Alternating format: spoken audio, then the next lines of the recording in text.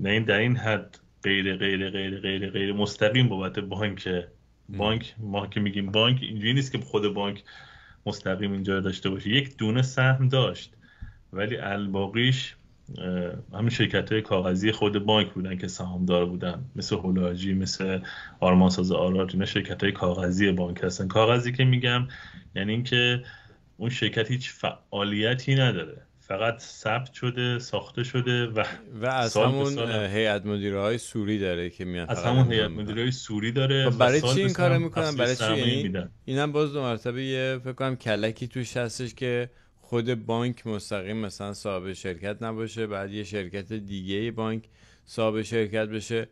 چیه این کلکش چیه؟ برای چی اینا این کارو میان میکنن؟ بخشنامه بانک مرکزی رو دور بزنن دیگه. ببین بانک مرکزی یه سری بخشنامه داره در خصوص اینکه بانک ها حق ندارن که بیش از میان درصدی یا 10% سرمایه پایشون سهامدار باشن، یعنی شرکت ها رو سهامشون رو بگیرن.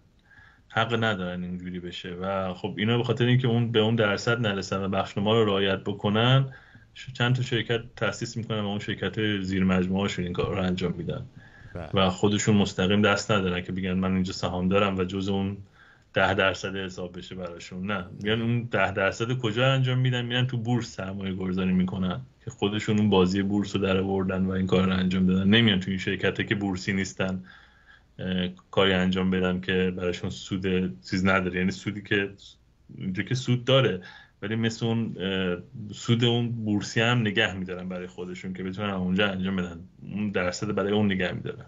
این شرکت آیلند بعدن خودش تو بورس هم رفت یا الان نه نه هست نه یا نه نیست؟ هیچ نه وقت نه نرفت. اوکی. شرکت نه در حد بورس نیست هنوز. شرکتیه که حالا خب بورس رفتن شرایط خاص خودشو بله. داره توی ایران، ولی نه این